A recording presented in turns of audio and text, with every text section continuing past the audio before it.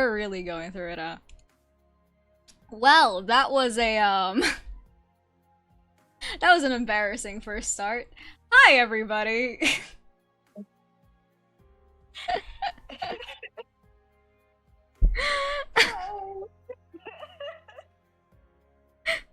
You love to see it. You love to see it. Leave me alone, man. Good morning, good afternoon, good evening, everybody. It's your local creature.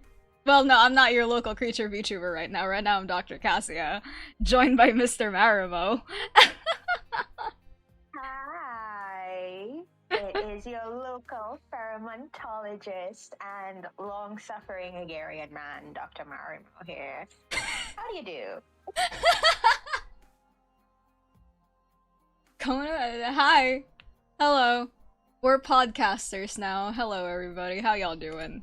We all doing good? I hope we're all doing good, because we had a rough start. But it's okay. That's why we had this first stream.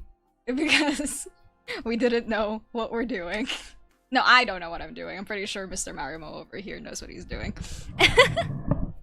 Something about saying we're podcasters now makes it unfalteringly real. I hate that. We've become dude bros. We're tech bros now. We're tech bros now. We're tech bros now.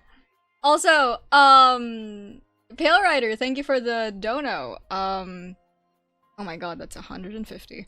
Wow, thank you very much. Much appreciated, brother.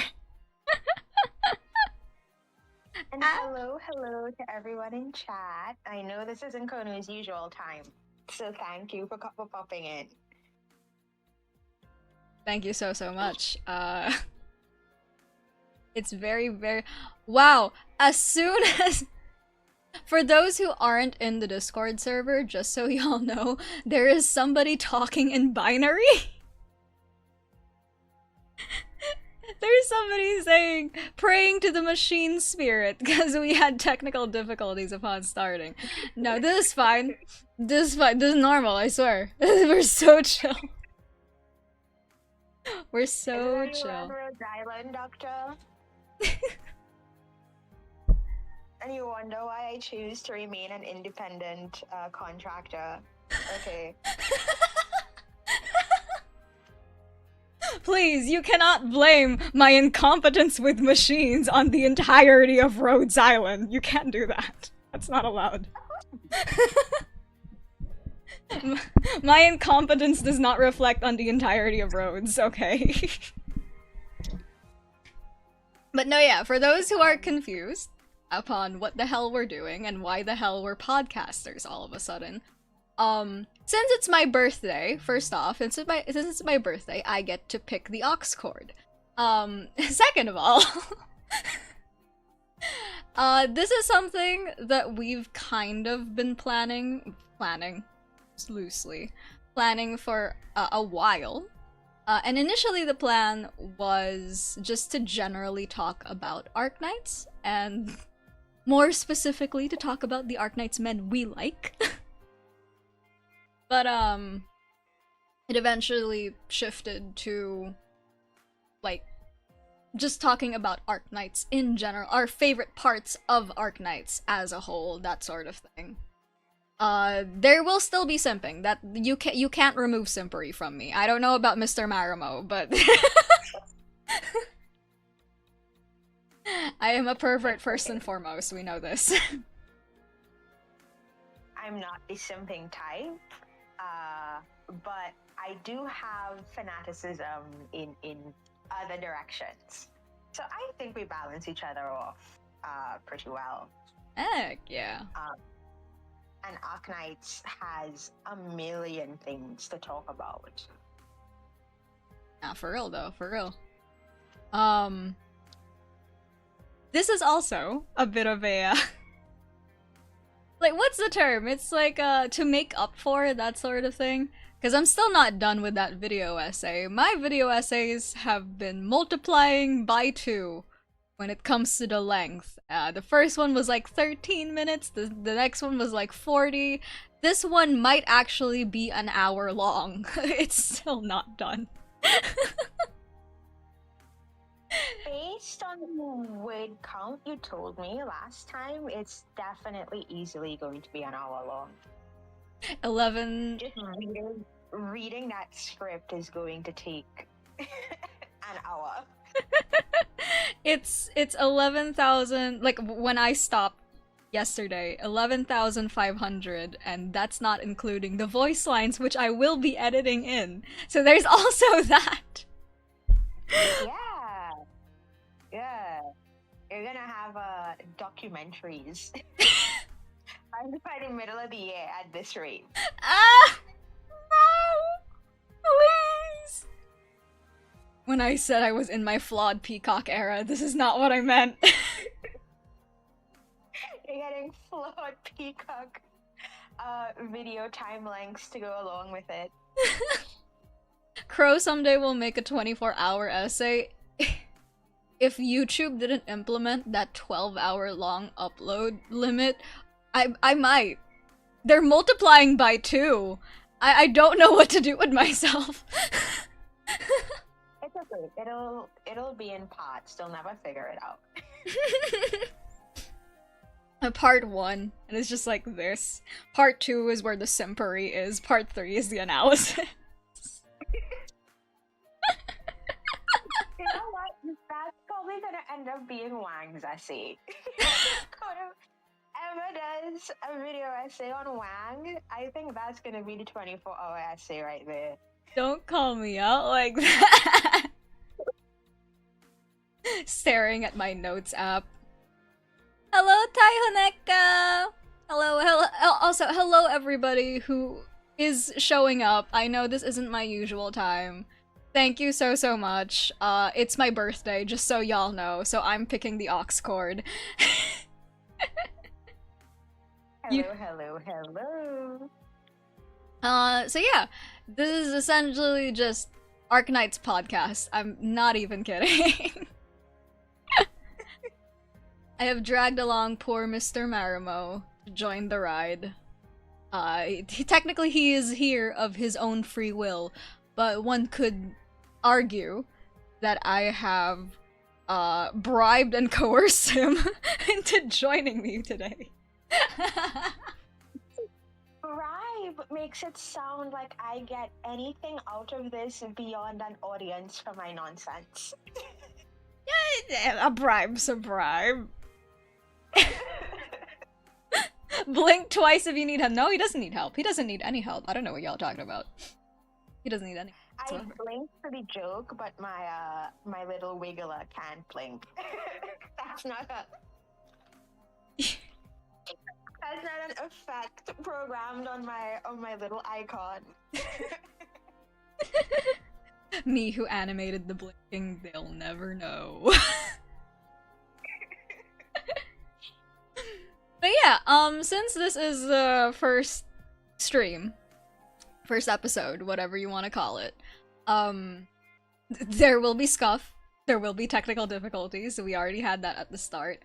But we're also starting tame with our topics, and our topic for today is simply what are our favorite, like, parts of Arknights' story. Yeah?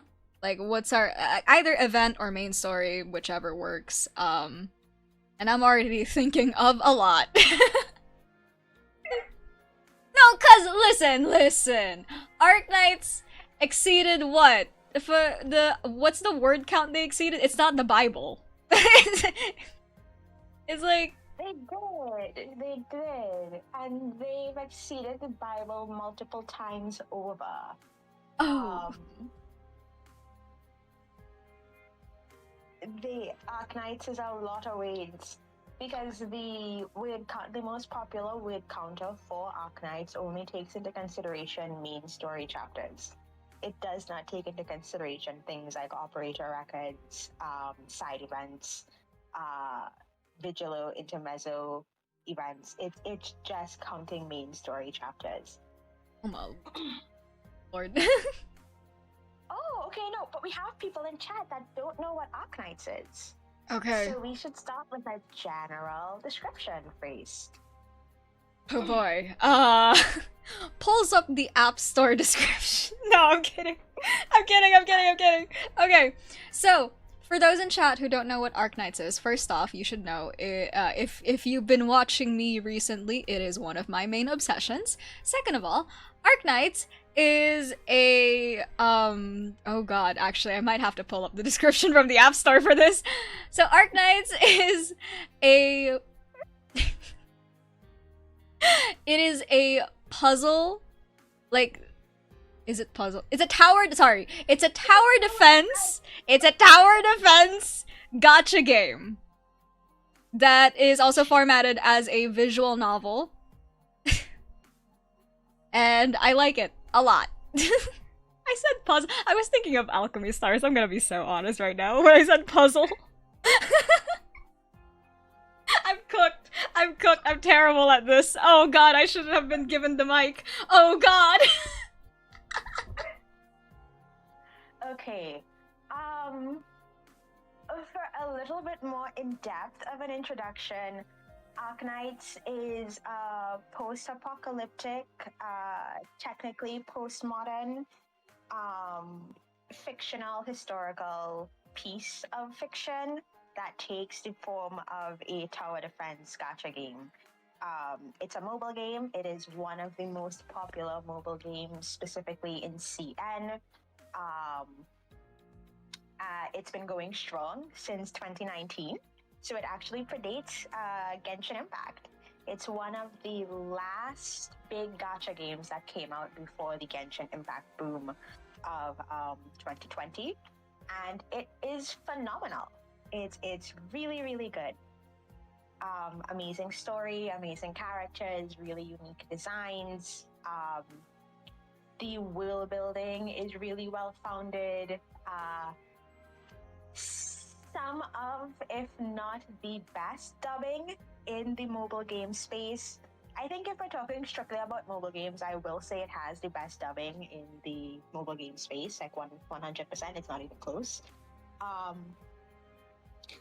And it recently was able to launch a sequel game, distant sequel game, called Arknights Endfield, which is a 3D open world game. And they launched that earlier this year after what, like four and a half-ish years in development. And that's also been going pretty good.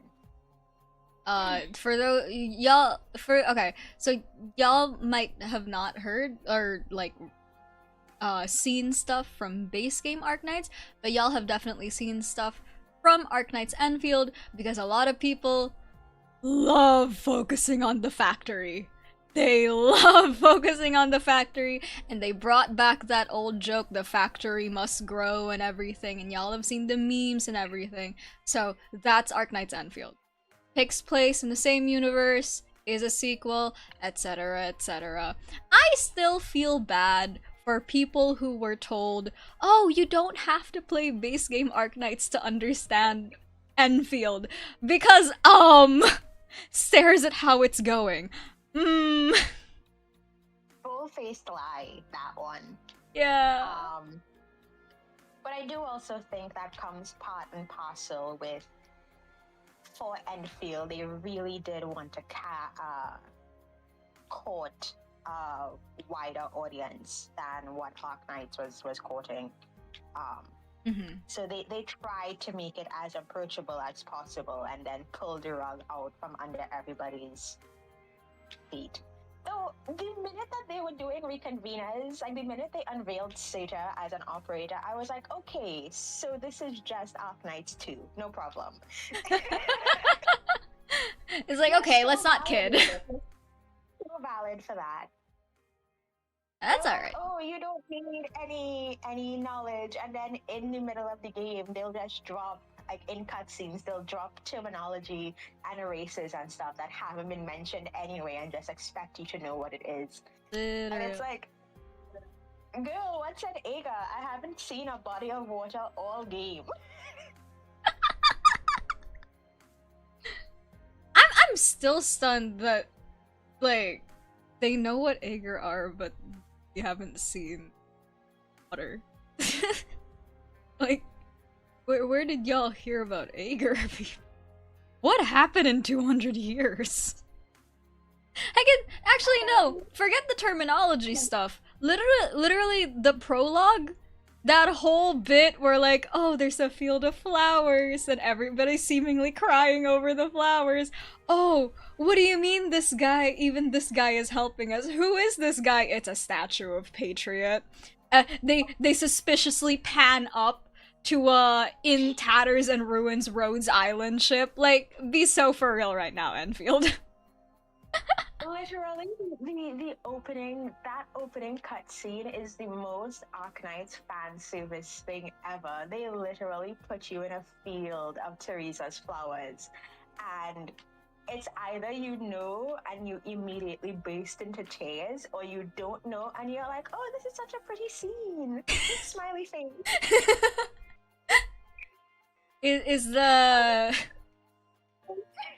Is a dichotomy of the people who know about the lunar tears and near automata. I'm still, maybe because I've played it again recently. I was like, oh yeah, Emil's flowers, yeah, that like when I first played Nier Automata, I didn't know anything about the Nier franchise, right?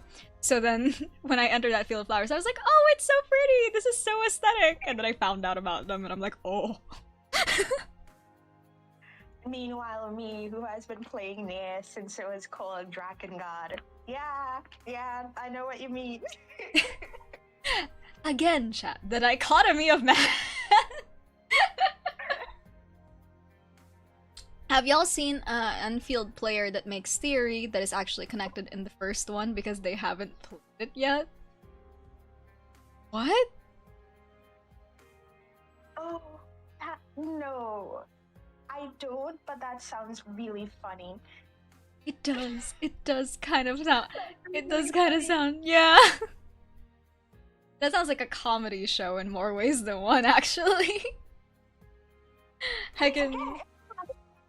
The first one, you can't blame them because there's a knowledge gap, a knowledge disparity, and it's not a disparity that will be easy to cross within a few months of like Googling things on a wiki, you know, like it's Arknights is very involved and there's a lot of information.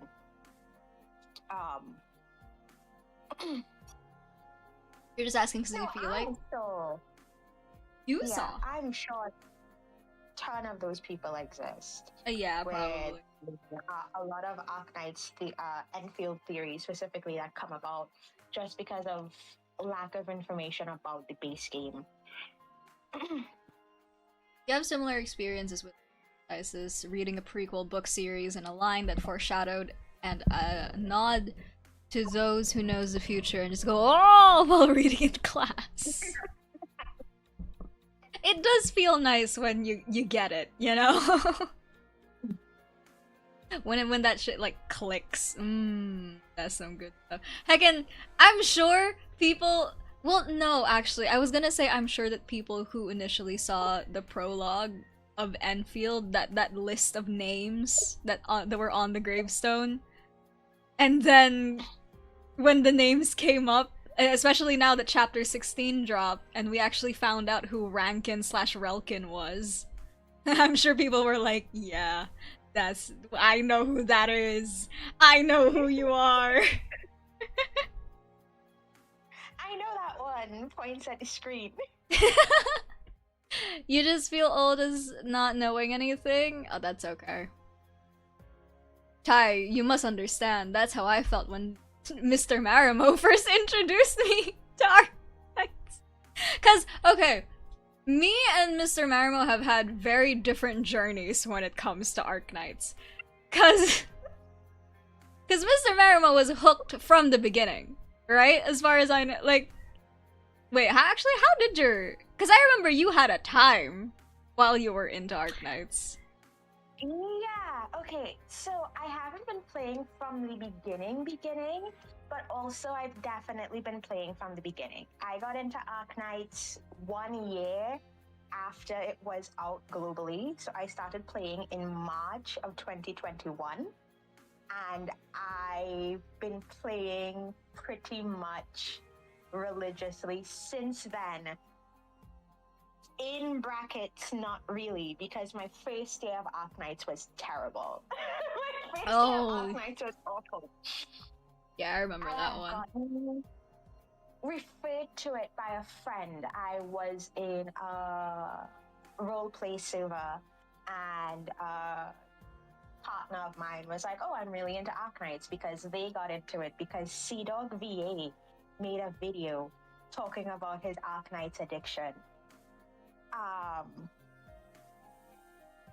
And that video convinced a lot of English people to go ahead and start playing Arknights, and they were one of them. So they got into it. They thought I would really like it, and they were like, "Okay, you could go ahead and play it. It's kind of a grind, but I know you like grindy things." And I was like, "Okay, cool, vibes, no problem." I decided to stick around because when I first got into it, the Twilight of Wall Monday rerun was happening, and that coincided with the rerun of Phantom's Banner. So I was like, "Wait, this game has men?" And pretty much then and there, I decided, okay, if it's a gacha game where there is men and there's enough men and they have enough faith in their men that they're running solo male banners, I'm only going to play with men in this game. And that went horribly because I could not acquire any men. I failed Phantom's Banner. Twilight of Monday was Suzerain's event. Yeah. And Ayascape was the 5-star on her banner. I did not get Ayascape, but I sure did get Suzerain. You got so many Suzerains. My first 6-star, my beginner 6-star was Angelina. And then the next 6-star I got after that was Rosa, who was a sniper. And then after that, in recruitment, my first ever male 6-star was Helga. And if you're familiar with Endfield, Helga is essentially 70-year-old Pogranicznik. Yeah. And then for the next 9 months, every time I would get a 6-star, it would either be Angelina, Suzerain, or Helga. Oh. Every 6-star I got for the next 9 months was dupes of the 3 6-stars I already had. And I was miserable. It was hell. It was hell for Mr. Marimo. Eventually, what ended up motivating me to keep playing was Ling's trailer came out in CN because she was the CN character for 2022. And with Ling came Mr. Lee. And I was already really into LDA, like Lee's Detective Agency, because I really liked Ark and I really liked Hum. And obviously at this point I'd met Waifu. And they were all talking about like this Mr. Lee, oh, Mr. Lee's really good. And like, if you go through Lungman's story, everybody knows Mr. Lee. And so we finally got a reveal of Mr. Lee, and he was hot as hell. And he was a fishman, and he was drawn by one of my favorite artists, Kurablood. And I was like, oh, yeah, I have to get him. So I buckled down and saved for the next like 8 months to get him. And that was like my first successful limited banner. I got both him and Ling in like 64 pulls. And pretty much since then, I've been having a much better time. The game hates me a little less now. The game hates you less. That's crazy. No, but that's a wild, like, that was such a wild time back in the day, wasn't it? It was hook, line, and sinker for Mr. Marimo. On my end, what happened? I've had an on and off relationship with Arknights until recently. So I played it when it first came out in English, right? And at the same time, I was dual wielding that and Alchemy Stars. But I could not get into it. I wasn't into the main story. I wasn't into the guys. I'm pretty sure the first time I played it, I remember the only guy being there was Silver Ash. Like, so I got him and everybody was like, oh, he's like a meta unit, he's a good character, blah blah blah blah blah. And at the time, I was kind of into him, but I wasn't that into him, you know? So, I dropped it. The second time I played, it was the first year I started VTubing. And that was I forget which one was rerunning, but I know that I was going for Lumen. I was trying to get through Stultifera Navis, and it was before they changed what stage you would get Lumen in. And then there was, I think, Lingering Echoes on the banner, so that was Ebonholes. And like I got Journey, and I was like, yo, I really like this one. Big moose man with his grand piano shield.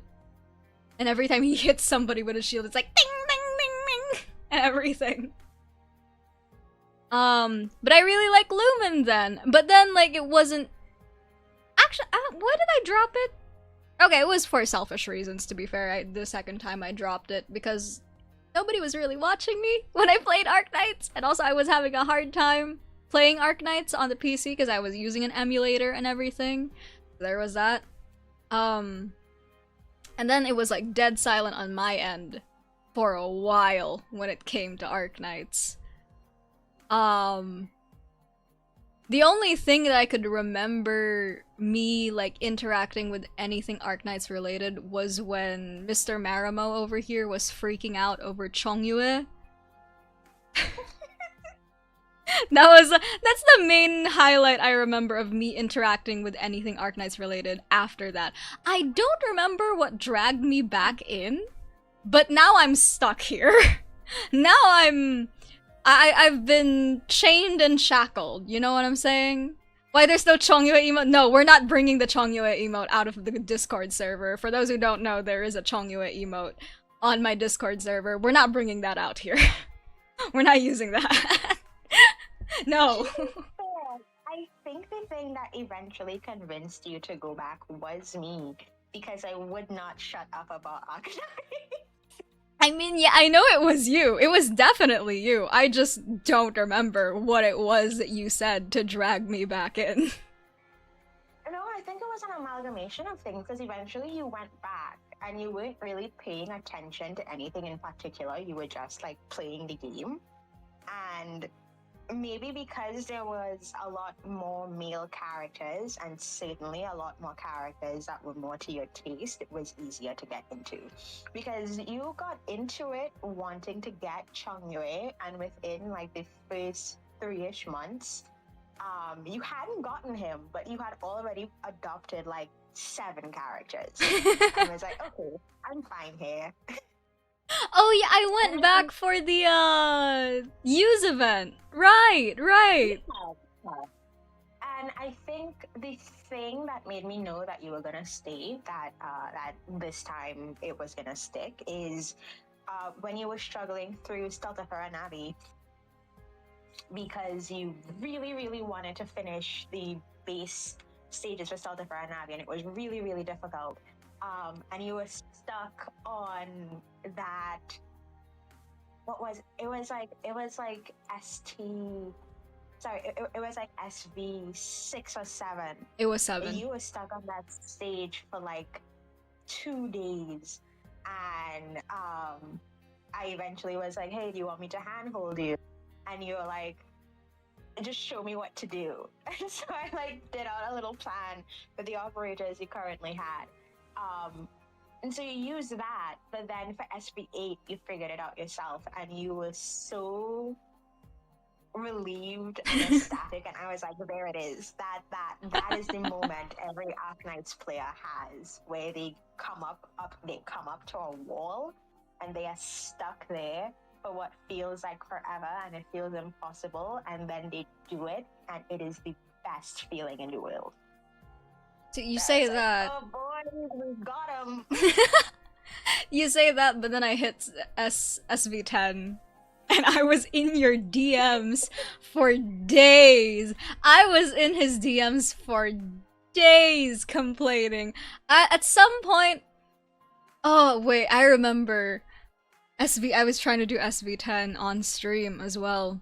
I had Ling at the time. So I was like, yo, is there a guide for just doing it with Ling? Because everybody was like, oh, you have Ling, you can use her. And I'm like, okay, how? I don't know. Need to go to bed. Okay, good night, Chai. Sleep well. But no, yeah, I think at that point it was like a matter of pride. Finishing Stultifera. Hold on, I will be right back. Take your time, all good. But no, yeah, Arknights was a time for me. Cause, okay, to be honest, part of why I wanted to get into Arknights was, no, not why I wanted to get into Arknights, more like why I was like foraging around in that particular area of the internet. So there's this game called Alchemy Stars, and Alchemy Stars is how me and Mr. Marimo met to begin with. We're in a roleplay server together. Yes, I used to do roleplay. Who was surprised? I say that as if I mean, I technically don't anymore, still, nonetheless. But yeah, Alchemy Stars was falling out of favor, and after 4 years in operation, it hit end of service. And I was looking for stuff to kind of like fill that void, you know? So for a time, that thing that filled the void was like Poyo games, not Genshin, Star Rail, you know, Ensemble Stars. I tried going back to Onmyoji. I don't like the playstyle anymore. But like, I was just like moving around, trying to get back that feeling that Alchemy Stars gave me. And Alchemy Stars was such a good game. It was it was a very unique game, to be honest. Like, even for a gacha game, very unique game. And then there was Arknights. They didn't have men first time around, and the second time, it was just... Okay, I am back. Welcome back, Mr. Marimo. I was telling them about Alchemy Stars and how we met. But no, yeah. I still miss Alchemy Stars to this day. Alchemy Stars was... we remember it very fondly because Alchemy Stars, to me, I think was always a potential game, right? It had the potential to be so much.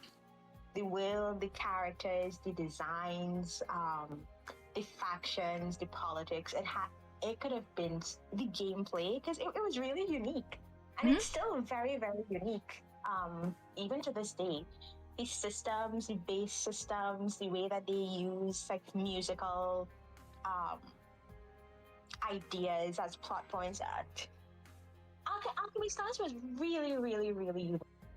And it's just a thing where the writers came up with such a banger concept, but they really didn't know how to handle it. Yeah. So there was no reason for Alchemy Stars to end of service so early. other than it just became a thing of they weren't expanding on anything. So they kept introducing new ideas and new topics and new characters when you had so much to dig into already existing. And I think like people just got fed up with it. Yeah. Which is really unfortunate. Yeah, it's Also, very... they decided to introduce a new region like halfway through, and that region had like all the worst characters with the exception of like one red-haired man in a wheelchair. Oh yeah, they did do that, didn't they? Oh, I forgot about that. Yeah. Ugh. Yeah. I still miss it. It's like sad noises. Yeah. I had like I found my hero button in my paint case, my painter's case while I was doing art earlier today. I was like, I forgot I put you in here. Oh. God, yeah, Alchemy Stars. What could have been? Speaking of the heroes, though, that is the perfect segue to talk about our favorite Arknights heroes. Oh my god. What? Girl, we have so many plots to talk about. We do. So many. There's a lot of ground to cover when it comes to talking about favorite stories, favorite protagonists, favorite characters in Arknights. And you know what? I'll go first because anybody who knows me knows what my favorite event in Arknights is. It's a walk in the dust. Oh, here we go! I knew it. Of course. We gotta start with you-know-who, our favorite war criminal. Our favorite, totally not the Count of Monte Cristo. Go for it, Mr. Marimo. Hit him with it. Yeah, he is objectively worse than the Count of Monte Cristo because he had no good reason for doing what he did. He was like, oh, it's out of revenge. No, it's love of the game.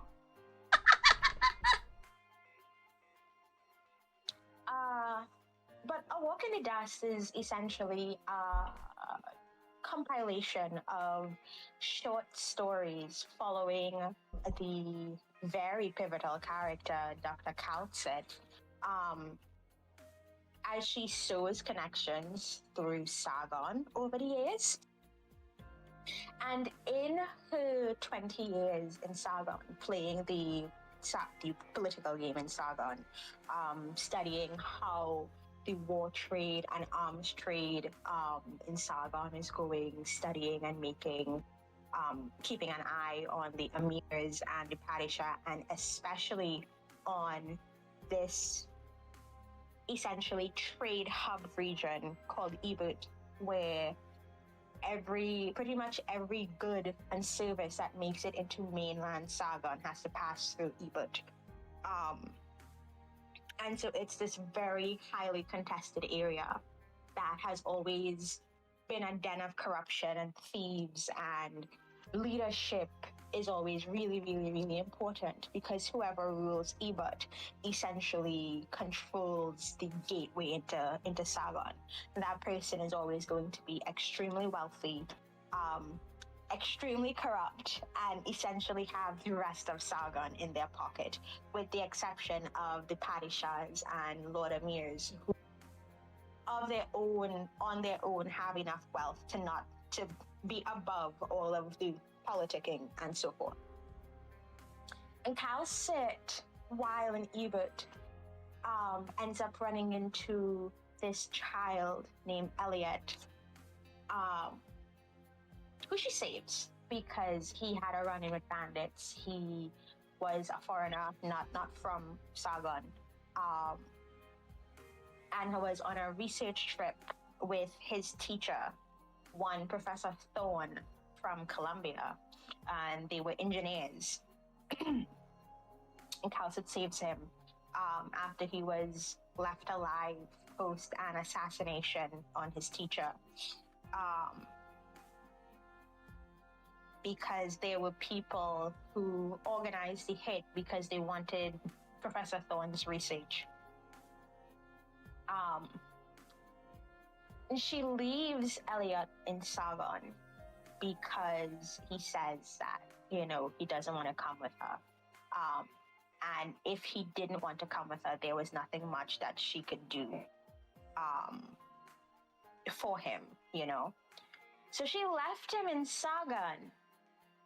And Elliot, despite being all of maybe like 13 and less at about 80 pounds soaking wet, Elliot stayed in Sargon because that boy from that moment on was like, everybody involved in killing Professor Thorn, I'm going to kill you. All of you. Him, bodies. Elliot spends the next 20 years of his life meticulously working his way up from being a slave in the Ebert shanties to becoming a tradesman to opening his own business to bumping off like arms dealers and like special forces in Ebert to essentially amassing an empire as an arms dealer and a weapon trader in Ebert under the moniker Sand Soldier. And Calcit ends up checking in on him over the course of that 20 years because she's off rubbing elbows with the really important politicians in Sargon, and even rubbing shoulders with the Victorian party who had funded, you know, some of the campaigns for the leaders of Sargon. And every time she meets Elliot and is looking at what he's up to, she's like, you know, I have this ship. I have this boat. You seem like a very resourceful man. You don't need to stay here and do this. And every time Elliot would respond with, I'm all right, Calcit. I appreciate what you've done for me, and I appreciate what you're trying to do. But my work in Sargon isn't done. He looked at her and said, job's not finished. And this all culminates in when Passenger was at the height of his power, and he had managed to entrap and amass everybody that he had found out, to his knowledge, was involved in putting out that hit on Professor Thorn all those years ago. He organized a night market where he would be debuting new and unique weapons from across the town. Not across the town, across the ocean to Colombia, across the continent. Mm-hmm. And all those people were there because this is the same technology that they killed Thorns for. And Passenger got up on a hill overlooking the canyon in which the night market was being held. And he had organized to set the entire thing on fire to kill every man, woman, child, foul beast, dog, cat, horse, everything that was in that canyon. He put it all to flame and sat there and watched it all burn. The culmination of his 20 years of pain and hatred and loathing and bad vibes, bad thoughts, nothing but bad vibes and thoughts. And at the end of it, you know, Calcit hears news of what happened in the night market in Ebert, because she was attending a ball, and very funny how that worked. She was attending a ball, and the Victorian people that were at that ball had ties to a lot of the tradesmen and merchants who died in that fire. And she immediately knew who did it. She meets Elliot now that he's completed his wake and is like, what are you going to do now? You know, you did it. I was trying to stop you. What are you going to do now? And Elliot looks at her and is like, do you still have that ship?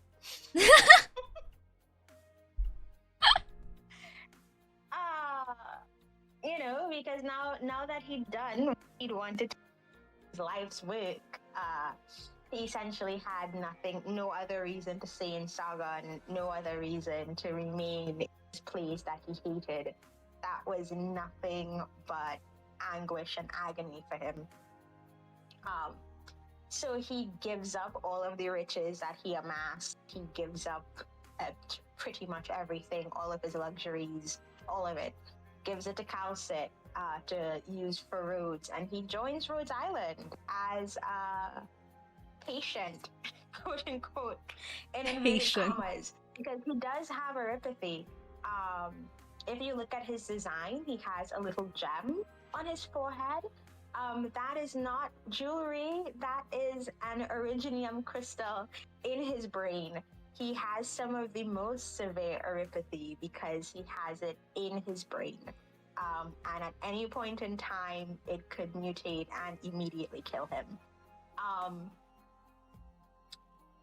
So he's a lifelong patient on Rhodes Island now. And he joined the engineering department. He now spends his days growing coffee in their greenhouse because he hated everything in Sargon except coffee. That still cracks me up. The fact that he loves the coffee. Like, I don't know why that's so funny to me, but it is. And whenever they need to go, whenever Rhodes needs to go to Sargon, specifically the desert region, like that trade post region of Egypt, Passenger also signs along as a guide, as somebody who can lend his expertise of the region to operators on their mission in that region. And that is Walk in the Dust, and by extension, Passenger, and it is my favorite event, and he is my favorite character, and I love him so much. This is him on the cheek. I love him. I love him so much. He's you know, he's our favorite war criminal. What can we say? What else can we say about him? Like, him and his weird cat and mouse game with Sesa. Don't say that. I could say a lot about him. Don't. I didn't even mention Sasa. Don't say that. Frick, how do I top that? Frick! You don't have to top it, you know? Just what is your, if you even have an event of all time, you know? Frick. 'Cause, okay. Something that I've realized very recently is the events and or the characters that I tend to favor more are characters who are, well, like, how do I put this? They're like storylines where the person in the main focus of the storyline isn't like afraid to do anything, you know? Because this is like, yes, it's a postmodern world and everything, and there's this rock cancer going around and all of that stuff, but where people will try to normally like make it cheerful, find some joy in the silver lining, all of that stuff, there are these people working in either the background or in the shadows, and they're willing to be villainized, or they're willing to go through everything just so that the people that they care for in this world can continue smiling, can continue their existence, that sort of thing. And like, Exhibit A, Wang, but like his event isn't out yet, so we can't talk about it. But the second person I reached for when I realized that was Ulpianus, not gonna lie. No, I mean that's valid. Cause like I don't know, cause one could argue that it does feel like they like because I've seen the argument that they're a reminder of how dark the story of Arknights can be, and it's used in like a negative light, that sort of thing, right? But like, yeah, go ahead. No, you finish your thought. But like, yeah, General skeptical noises from me. skeptical noises, the noises of when I know that you have something on your mind. But no, yeah, like I see complaints like that, and I'm like, well, yeah, of course. There's some darkness to the story. In the main story, we literally had a war. There is problems in the world of Terra. It's not. There are real and active problems in the world of Terra, and it's not like in the real world where you can pretend you're not gonna be affected by this, because in the world of Terra you will. This is an active physical threat. It isn't like, oh, it's the government doing government things. It isn't just that. Like there are you're going to die. Grips your shoulders. You will die.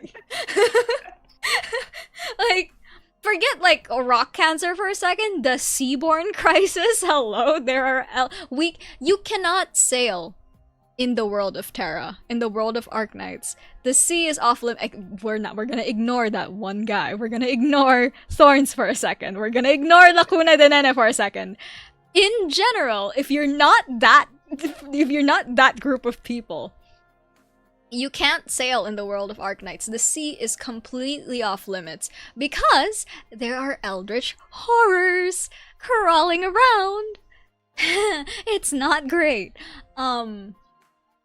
Like, the seaborne crisis is a real thing. And, like, people have had to retreat from living near the sea because the sea is, like, literally crawling up to get, like, this is a... Vanessa, we're cooked! And, like... So, like, you can't ignore those, like... You can't ignore those threats and everything, right? So to see people who are actively doing something about this threat, or like to see a story, to see the events that led up to these people dealing with these very active and very real threats, I don't know, I like it. I like it because it's not just like, oh, we'll just wait for somebody to come save us, we'll just wait for the problem to go away. No, you gotta get up and do something about these problems. They're right there. And if these absolute nobodies can do it, you can too, you know? That sort of thing, like, because... Yeah. Exhibit A, right? Exhibit A, Ulpianus. Literally, he's described as he used to be the gloomy, scrawny kid in the back of the classroom. And this guy looked at the seaborne crisis and said, nah, we gotta do something. So he came up with the Abyssal Hunter project. He came up with that entire thing. Sure, with help from Blandus, but you don't see Blandus injecting himself with the Abyssal Hunter serum, right? Like, that guy was there to make sure that Ulpianus didn't die. But like, I mean, not to diminish his contributions, obviously, but you get my point. Like, Ulpianus said, I'm gonna do this. I'm gonna be the first to test that it's really safe. And then we're gonna go and, you know, do something. We're not just gonna sit around a war table, strategizing and doing nothing, and essentially, like, sitting around doing nothing and everything. So, he took that proactive route, right? And then there's, like, Wang. And again, spoilers, because his event isn't out yet, but we've seen Wang, like, for a while in Arknights Sway stories, where he's like, I want to separate us from Sway because I don't want us, like, when we die, we're gonna go back to that, like, primordial void of non-existence. I don't want that. And you all are clearly happy living as humans, right? So I'm gonna do something. I don't care if you see me as a bad person. That's another thing that Ulpianus also does. I don't care if you see me as the bad person. I'm going to get this done. Because it's going to be for your own good in the end. Like, it's gonna be for our benefit. Like, does, like, mmm, Anyway, yeah, teehee. No, I mean that's totally fair, and that kind of aspirational.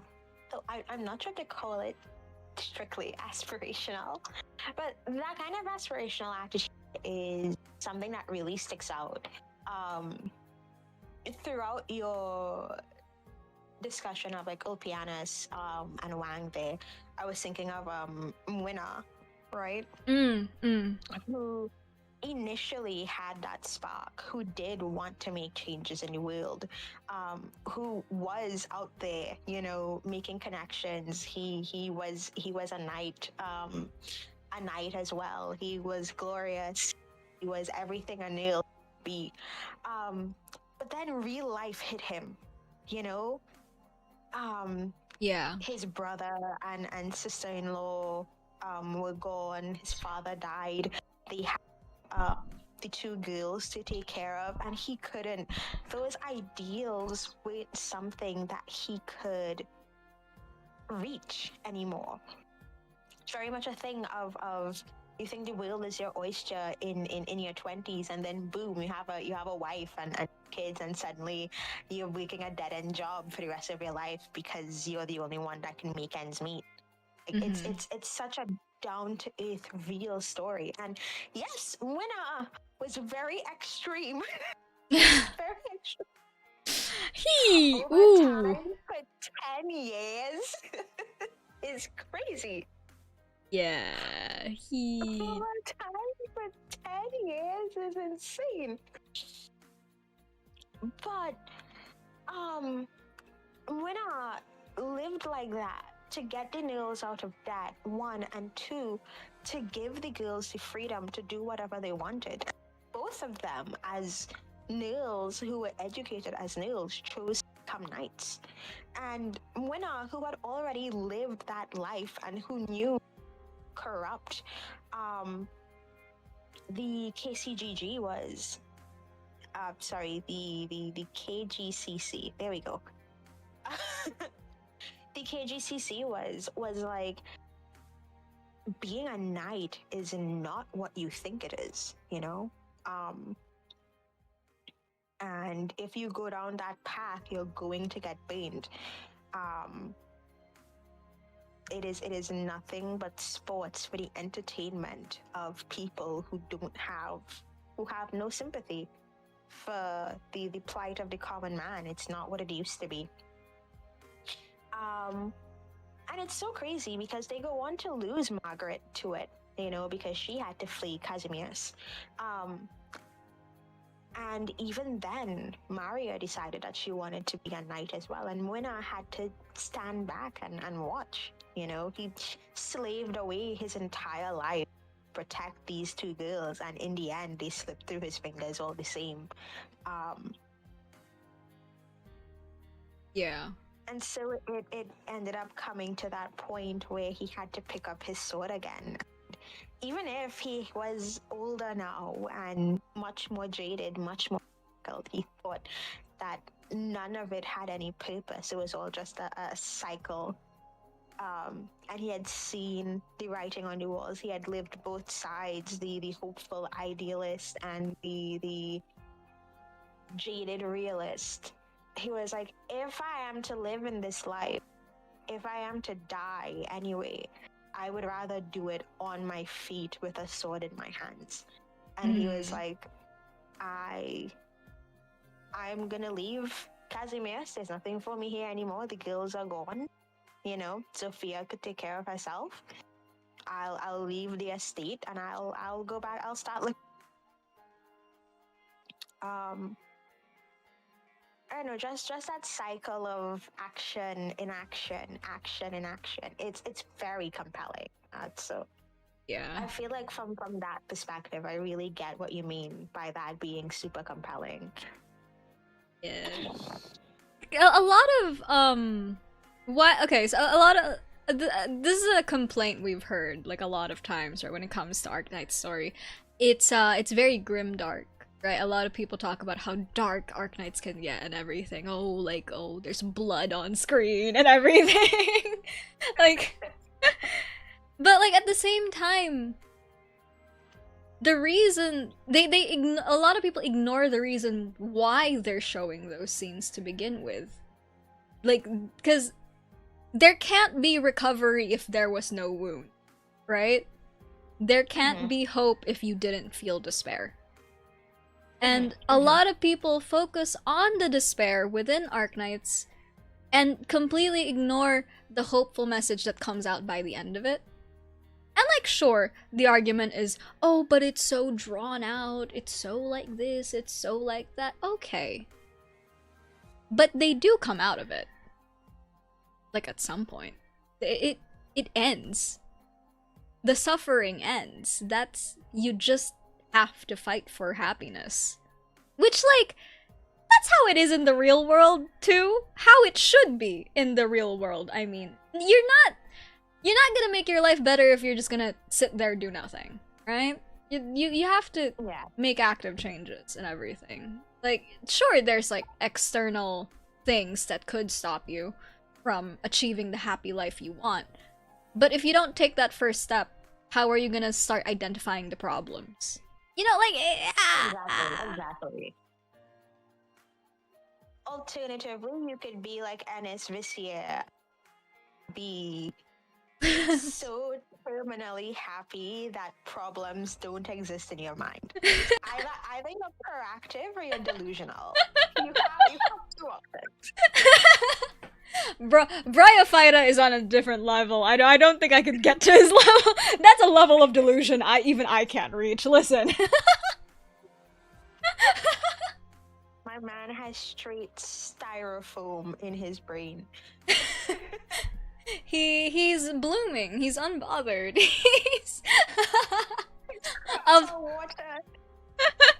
A volcano exploded and he's like, okay, gotta hustle. He said, "Are my siblings okay? Yes. Are my parents okay? Yes. Are my shorts still stashed? Yes. Okay, we're good." We're good. Let's go get ice cream. 2 scoops. 2 scoops. 2 scoops of ice cream. God, I could actually go for 2 scoops of ice cream right now. Dude, it's like what? It's 10 a.m. in my time. It's like 32 degrees. I'm cooked. Literally. I'm flambéed. Frying out here. But no, yeah. Because I remember mentioning it before. So, no, like, I mentioned the hope core of Arknights, right? The absolute hope core of it and everything. That bit with Feist, with Stainless, doing his whole speech in front of the factory workers. I don't know! Like, I've never been... 'Cause, okay, so I have gone to places where revolutionaries came from, right? And revolutionaries still are. I've gone to particular universities. I'm not gonna dox myself, I swear, but I've gone to particular universities where like seeing people get taken away by the police because they were protesting or because they were doing something. They were doing their thing. Seeing police take them away and everything, that was like a common occurrence, like a lot in certain universities I've gone to. So I've never been somebody who was moved by revolutionary speeches and stuff like that. I've had a very like, okay, is this gonna go good or is this gonna cause trouble? I really can't tell. You are very charismatic. Like, like, you know, like, at the moment, it's like, you know, like, I'm very skeptical within the moment and everything, so I've never been leaning on that side. I'll be very loudspoken online, like, as my VTuber self and everything. I'll be outspoken as I want. But, like, get me in there, I start fearing for my life. Listen, the police here are armed and they're ready. So, like, I'm like, yo. But, anyway, sorry. Not to expose my ass or anything. So, the fact that his speech in that factory during that whole like sarcasm like war and everything, I don't know why it got me to cry. I don't know how. I don't know what emotions I was feeling at the moment. Well, I say at the moment, but every time I reread that part, I still cry. I still tear up. And I don't know what part of it gets me so much. But like it does, it gets me really hard. Maybe it's like the juxtaposition of Catherine and Feist. Cause there was that whole like bit where their views were clashing and Catherine was saying like, I've seen this kind of scene before and your parents didn't come back from it. That sort of thing. But then like there's him, there's Stainless, there's Feist, and he knows the dangers, and despite all of that, he acknowledges the dangers. So that's another thing, I guess, which I guess lacks in real life, like protests and revolutions. I suppose the whole acknowledging the risks that come with doing this, you know, and still, despite informing, despite knowing the risks of doing what you're about to do, you're still gonna do it. And you, like, I think maybe not for bigger countries, but that's still definitely some. But for example, countries in my region and we don't protest lightly. You know? And while the art of the protest is something that is because it's, of course, it's being deliberately obscured, there are a lot of people willing to that go into things, especially in Latin America, when they have a cause that they're willing to stand for. It's also a cause that you have to be willing to die for, or at the very least, be willing to be imprisoned for. Yeah, either or. You know, because these are places where the military, the police, they have a lot of power, and you are not guaranteed to get any sort of due processing. Like things will happen and they will happen and that will be it. You know? Yeah. And I know the wider Arknights community, they have a lot to say about the Victorian arc, right? A lot of people complain that it was too long, or that the sarcasm kind of took over in the end and it stopped being like a revolutionary story and it was just about the sarcasm mogging. But I think Victoria is such a well-written war arc, you know? Yeah. Because you had all of the proper ingredients for a revolutionary story. You had politics, the backers, the politicians, the backers. You had the adversaries, the different factions. This war had happened in the first place, you know? Yeah. And it's so effective because it's building off of all of these things we already know about the Saxons. I think maybe that's all made it so impactful, made certain elements of it so impactful. Stainless's call to action, to me, is also something that mirrors Logos's address, you know? When he finally steps off and he says, you guys aren't going to be able to win this with brute force. You're not going to win this by being the usual Rhodes Island that doesn't take a side. I know how the Sarkaz, they are not to let this go. They have wanted this for years now because they think this is how they're going to get their glory back. They think this is how they're going to get honor for the Sarkaz back. Yeah. And that same understanding of the inner workings of these people that felt like they've been cheated and robbed and oppressed and downtrodden and have finally taken a stand and doing what they think they need to do to get what they see as their due. Whereas Stainless was talking to the heart of a people who actively have been risking everything, you know, to get their country back, get their land back, save their countrymen, save the soul of their country. Logos was talking to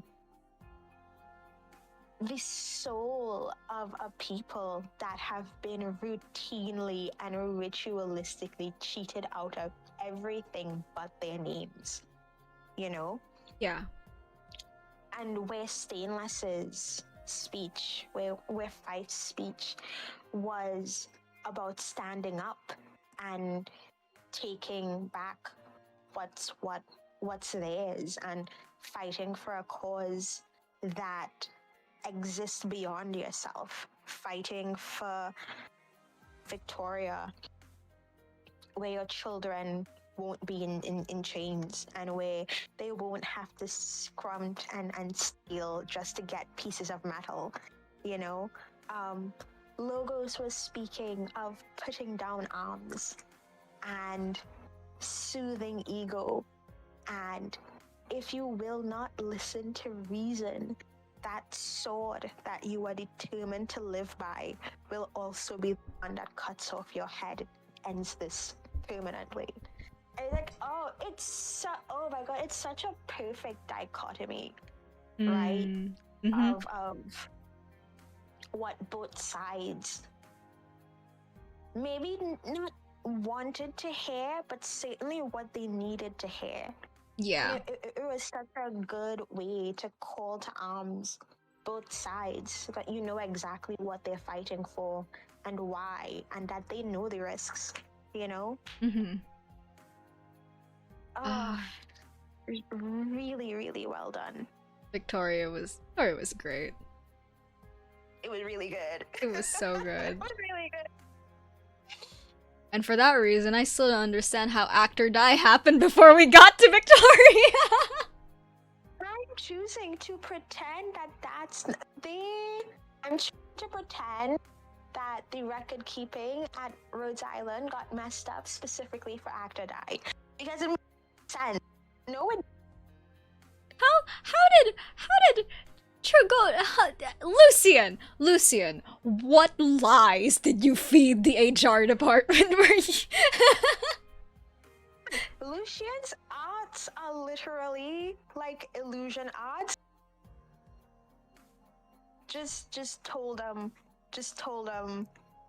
made them hallucinate that he was gone. Because what do you mean he's been an international movie entire time? It's crazy. I'm sure that there were people who went into that Victoria arc using Phantom, and they're like, okay, he's good for this, and everything. And then come to tell all of us, oh, I'm sorry, you were using Phantom? Sorry, that's not lore accurate. At that point in time, he's Tragodia? Tragodia! The silver screen actor no. I don't believe you. Really not. See, that also calls into question how long did Defense of IS-2 take, right? That too, yeah. As I mean, the integrated strategies are really difficult to quantify. Right. They're very difficult to quantify, and they all take place in this sort of liminal space. Except IS2, which isn't like a hallucination or anything. It's a physical space that many operators had to go to in order to try to rescue Phantom. Phantom, yeah, like it was very odd. Yeah, like it's not like IS3 where it's simulations being run by me doctor. It's not like IS4 where it is a limited super secret expedition in Sami, which is essentially like a internet analog horror series on its own. You know? Yeah. It's not like IS5 where the entire premise of it is nymph telling stories to the freeness of souls in Kazdal. And it's not like IS6 where everything happens in the Garden of Grotesqueries, which again is an internet analog horror space. It's just an internet analog horror space, and also like the only people that are actually there are the Sui siblings, Zola, Leitze, and Rakadba. Anybody else who's there is not canon. Yeah, they're literally just like they're doing they thing. They doing they thing. And then there's IS2. And I'm not gonna forget the fact that the ABC gang literally wandered it. Who let them in? Why did you let them in? Them, of all people, not our silly boy Chiave. And they went in there, and the entire time they were there, they were crimes Chiave had recently committed. Exactly. Like how did then there was a whole so IS2, right? The story of it is we had to drag Shalem back. We had to drag him back to Rhodes and have him tell us where this particular Castle of Dreams was, because literally nobody else knew. Literally, he was the only one who could point us in that direction. Hence why, whenever there's the CGs, the ending CGs, it's Shalem we see, right? You're telling me this man had time to spend on a tea party with like two other operators, and then they had to coerce him into telling them what the ticket business was all about. What? And he was gaslighting them the entire time. He was. I know I have this ticket stub. My grandmother said it was from when she was a kid for this like theater that was really popular at the time, and Shalem theater of Shakespeare. What are you talking about? Shalem was like, I think you need some more tea, girl. I don't know. Hallucinations are caused by dehydration. Ticket stub. Can you eat that? What's a ticket? Thank you for the care package. Such fast. It's just like, God, IS2, the stupid crew. And then it takes like... Yeah, go ahead. No, all I was gonna say, it takes us trapezing through the Castle of Dreams to find out there's a third survivor of the Crimson Troop. And he is an annoying boss. He's playwright when I get you, playwright when I get you, playwright when I Anyway, sorry. Yeah, continue. Go ahead. That's the thing, though. It's not even that there was a third survivor. There were multiple survivors. Because the course of the endings, that first ending where Shalem finds Lucian and Miss Christine is ominously in the background. And then you have the second ending with Big Sadlock, and everybody's really confused. Why is there an Ursus teddy bear here? Okay, whatever. Then you get the third ending, which is Mouthpiece, and you find out, wait, okay, no. Yeah, Lucian was called here, and like this whole thing was set up. But it wasn't even set up by Tragodia. It was set up by Playwright. And Mouthpiece is like, no, we've all gathered here because we need the... Oh! Batensan's in chat. Batensan do be in chat. Batensan do be in chat. Hi Batensan. Hello. Does a little wave. Hello. We're still waiting on the doll witch, just so you know. Ominously looming in the back. That's me when you soon publish your book, by the way. When you start publishing, brother. Ooh. Oh my gosh, thank you for the gift sub to Batensan. Thank you. Jesus, Pale, you've given 60 gift subs. My lord. I was saved from the ads.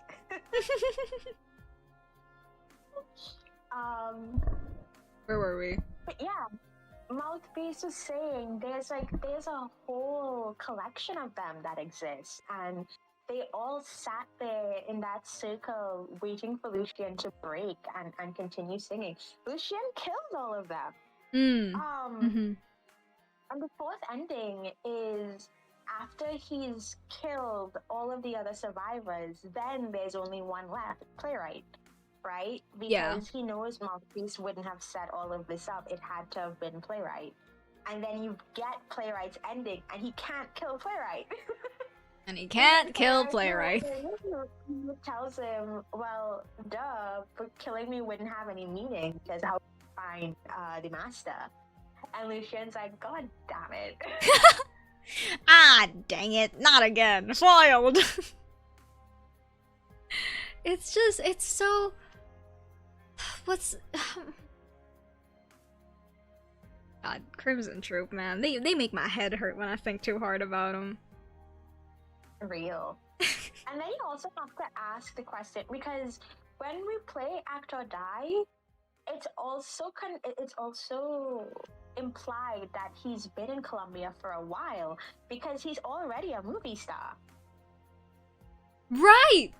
That is true. Like, an extra, sure, but like, he was still starring in movies. He was walking around, like, being invited to things. Wait, hold on. Wait, hold on. Let me... Yeah, he was like lurking around in the underground of Colombia, like going to all those auctions because he was looking for the traces of Tragodia and trying to wipe those out. Yeah, exactly. That's how he met the director lady, and then she was like, oh, you should come on. Which was her first mistake. Girly pop, why would you do that? He was snooping from place to place, trying to find where the Crimson Troop would have set up. So he had already done quite a bit of networking, which I suppose also, I guess, instead of Victoria, because that was chapter 4, I guess that just means that he wasn't there for most of when Rhodes was in Isis. Yeah, probably. He was already out. Yeah. He saw that they were staying up north. He was like, "Oh, doctor, I got stuff to do, doc." Yeah, I had to go like water my books, dude. It's fine. I'll see ya. I'll see ya though. And then the next time they see Lucian is like in a movie, like Amia comes. And they see Lucian. It's like the male lead in like a C-grade romantic comedy, and everybody's like, huh? Nobody knows who it is, because again, like when Phantom was on the ship, nobody really right lived with the devils. But like, they're like, oh, this actor is really, really cute, you know?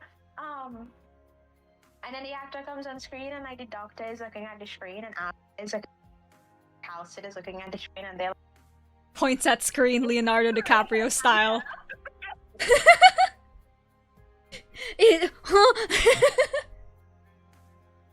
Last time we met Phantom, he was like, yo, I have Doctor, I have business to take care of, or whatever the hell he says, right?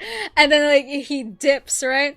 Next time he comes back, allow me to parse... What does he say? Allow me to shirk our operator's gazes for a spell, or whatever it is he says. He shows up in a new fit, and, like, a cane and everything. They're just like, who... What? Gestures at him. Where? Like, huh? Whose man's is this? Last time you were here, you front door. You used to come through the window like you were a character in Bleach, dude. Like you're a character in Bleach. Sorry, that got me, y'all. That got me. Sorry, that got me. That got me real quick, y'all. You hid in the shadows, my good sir. Why are you speaking French? We haven't met Noel yet at this point in time. What? Gaul fell a couple of centuries ago. What? What? Centuries, decades, really. But like, what? Huh?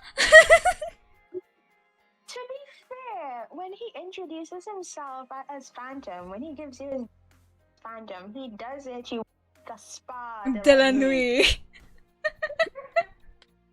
Okay, yeah, but that's the only line where he speaks French. When he comes back, right, he's you know, you think he's as normal as Lucien could be, right? You think he's fine, you think he's okay. And then all of a sudden, I must recall l'imagination, or whatever it is he says, and it's just like, who? When did his vocabulary expand? Since when? No, it's really, really jarring. So because his job before that was an assassin, and he was so good at assassinating that people didn't even know if he really existed. And now, I still think. Yeah, sorry, go ahead. No, you go first. I'm about to roast him. Sorry. Oh, I was gonna say, and then he goes ahead and he's like, I don't want to sign. You, no free autographs. It's like, I need your name for the paperwork, Lucien. What do you mean I have to use my Rankwood autograph? Like, the doc was still funny for that. I'm not gonna lie. The doc got a sense of humor. They really said, yeah, just sign here. Yeah, use your Rankwood autograph. Doc! Be serious. Lock in right now. There's other questions to be asked. They were gonna auction that for everything they could get it for. God knows they need the funds after chapter 15. Listen. It grips the canonical doctor's shoulders. Grips their shoulders. Listen, you have to do everything in your power to get us out of NCOD's Silver Ashes sponsorship. Listen to me. You have to get rid of him as a shareholder. Listen. Okay, but that's never going to happen because the canonical doctor likes Silver Ashes.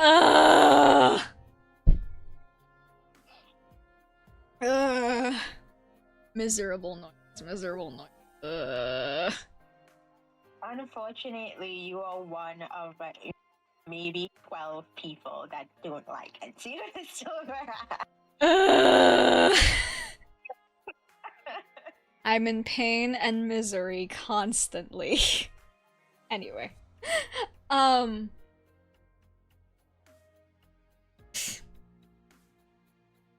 What was I gonna say? Right. I can't believe that Lucien has the audacity to roll up and be like, yeah, I didn't think this man was capable of jokes. I know that doesn't make sense, but I didn't think he was capable of them. What do you mean he rolls up, he's like, I see those film tickets, doctor. It's fine, we can watch. Like, what? Who are you? Whose mans is this? Whose mans is this? Get him away. Like, that's... Yeah, I am still your assassin. Brother, you're cracking jokes. Are you sure? Are you sure you're still you? I'm a little scared, I'm not gonna lie. An assassin with a sense of humor. Had character growth. You know? He's also consumed a person, but like they weren't human, so it doesn't count. That doesn't count. That doesn't count. That doesn't count. That's a whole thing. That's a whole thing. It's fine. It's like, and also he's like, could you remove those film posters off the walls? Why? Cause you're on them. Cause you're on them. They make you uncomfortable, Lucian. Do they make you uncomfortable? Okay, this is a man who probably didn't look in the mirror for the past like 15 years. His reflection was trying to. I cannot imagine how mortifying it would be for him. Wait, I have to get this out. Wait. You see, it's either that or hear me out. Alternatively, he can't look at them because there's so much Photoshop done to them. He's like, that's not me, doctor. Doctor, that's not me. You gotta get rid of him, doc. Doctor, listen. Okay. Admittedly, that's really funny. He's got his head in his hand and he's like, Doc, listen, can you remove this film post? No. I know it's me, but like the Photoshop, Doc, the Photoshop was not a good job. It's a C-rated movie for a reason. You gotta get rid of him, Doc. They give him like the Chinese variety. Yeah. And pore smoothing. Skin whitening despite his skin already being pale as hell. his pores are gone, they like shave. He's like a Love and Deep Space. Stop! I nearly choked on my water. Stop! No, literally though.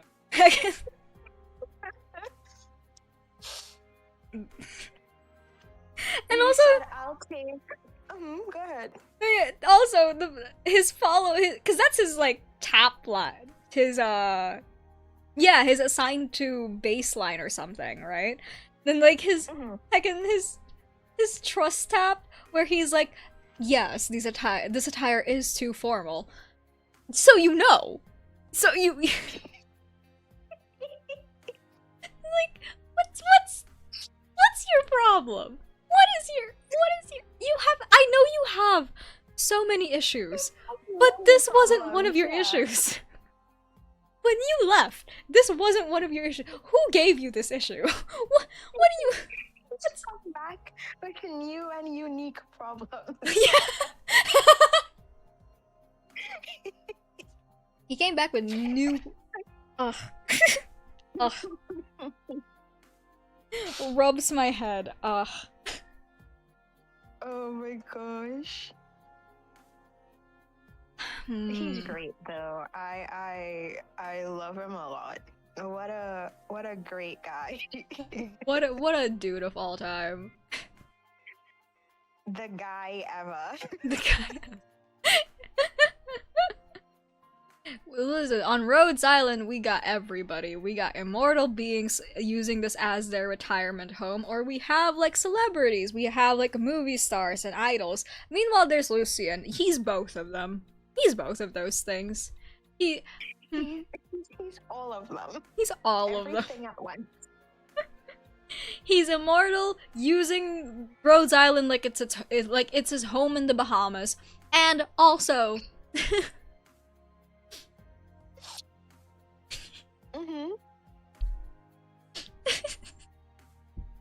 That's it. That's the end. That's the end of the statement. That's the end of the statement. That's the end of the statement. I got. He exhausted me. Sorry. Him and his French cosplaying ass. Well, does it count as cosplay if he's actually French? You're right. That's fair. I'm just saying, he didn't used to speak that much French. He at least pretended he wasn't French. Yeah, well, now he's strong. Pretend anymore. He can be his true self, and his true self is a French theater kid. He found out Noel was on board, and he was like, "Bonjour." Found out Noel was there, taking up residence, and he was like, "Bonjour, my friend." Dude, conversations between them must be a nightmare for bystanders. So yeah, like Gaul is a dead language. People, nobody's born speaking Gaulish anymore. Mm. And people rarely hear it in the day-to-day. And you have to be over a certain age to even... You're cutting out a bit, bestie. Oh, sorry. All good. But no, yeah, I didn't hear anything you said. I just heard, like, syllables. Sorry. Is this better? Yeah, it's a little better. It's a little better. Yeah. It's a little better. Okay, it's better now. It's better now. It's better now. It's better now. Okay. I was saying Gaulish is a dead language. He's both. And even then, you have to be over a certain age. Gaulish sounded like, and then like, just imagine for a second if Noel is a primary, medical operator, medical officer.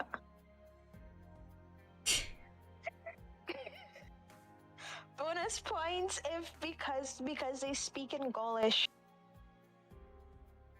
Appointment all Felucian are now in Gaul. Because that's what he's thinking. When he it must be a nightmare. I know Gabrielle hates going appointment with Somehow you cutting out, it makes the entire bit funnier. I'm not gonna lie. The last thing I heard was Gabrielle hates, and then it cut out, and then it's Lucian, and it's like, oh, I immediately know what the sentence was gonna say.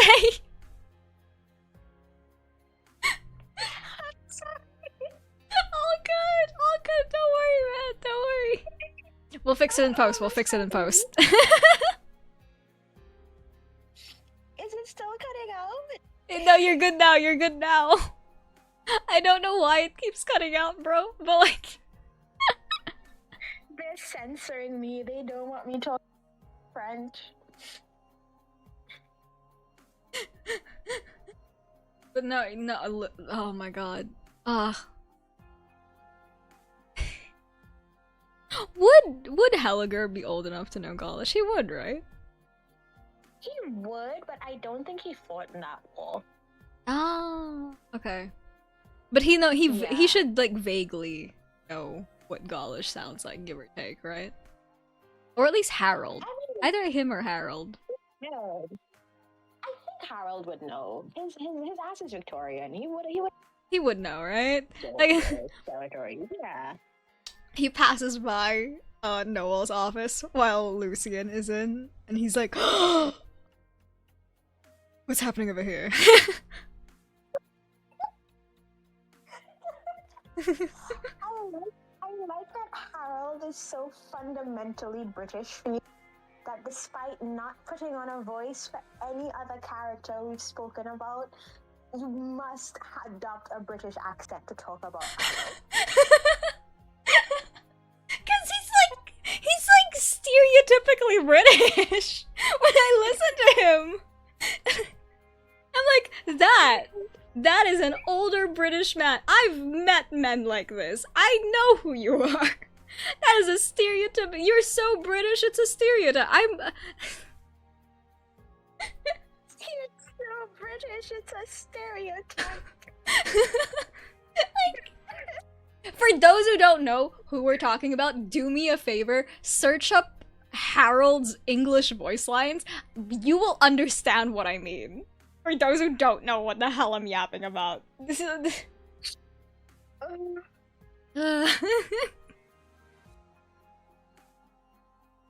And also, to be fair, if I spoke about any other character, I would have to do a French accent, and I can't do a French accent. The best I can do is oh, bonjour. Bonjour, mon ami. Like, that's the best I got. It's stereotypical racist French. That's what I got. It makes it even funnier because neither Noel nor Ian speak that kind of French. Exactly. Exactly. That's the joke. And I can't even do Noelle's voice right. Noelle sounds too depressed. Listen, I got mental problems, but I'm not that bad. Like, all that fiddling with lenses. To me, he just sounds very tired. He does sound really. Yeah. Okay, you're right. He's more exhausted. Yeah, that's a man that's seen too much and just wants to put his burdens down. He too old because he needs to keep living. He too old, TM. Let him. He's that what, I don't know if you've seen this meme. He's that meme of the dog, like the super elderly dog, and like the person filming him is like, oh my gosh, look at my like 17-year-old dog. He's like so full of life despite his old age, and the dog lifts its head like, oh, and then goes back to sleep. I don't know if you've seen that video, but that's what I imagine when I look at Gaul. I haven't, but it's a very vivid mental image. That's all that matters.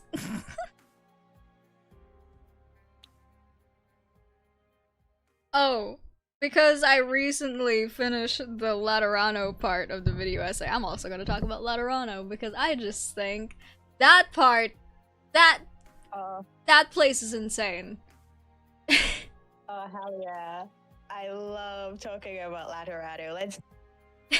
I have an excuse to talk about my third favorite character in Arknights. Oh my god. It's coming in at number 3, Federico Giallo. You know, go ahead. I'm not gonna steal your thunder. Go ahead. Okay, no. But like, okay. So, Laterano, right? Y'all, Laterano. Every time anybody talks about Laterano, it's always, oh, it's the country based off of the Vatican, right? Oh, it's the country with the angel race and everything. Okay, that makes sense. That's fine. That's okay. So you have a vision in your mind when you think of Laterano already, right? It's the Jesus country, TM, right? That makes sense. That's fine. Then you like meet these angels, quote unquote angels, and I know we've been talking about people with mental issues, but whatever they got going on is something else entirely. Cause what do you mean? Their main thing is they all like sweets, they really love guns, and they love property damage. That's the main 3 things you learn about Laterano when it comes to the angels, when it comes to the Sancta specifically. Cause like, I mean, okay, so Laterano is open to other races except for the infected and Sarkaz. That makes sense, right? That's fine. And then, so obviously there's other races living in Laterano. They have a very different experience to the Sancta, to the angels that are living in Laterano. So like, I'm gonna save that, put that in a box for later. But the Sancta...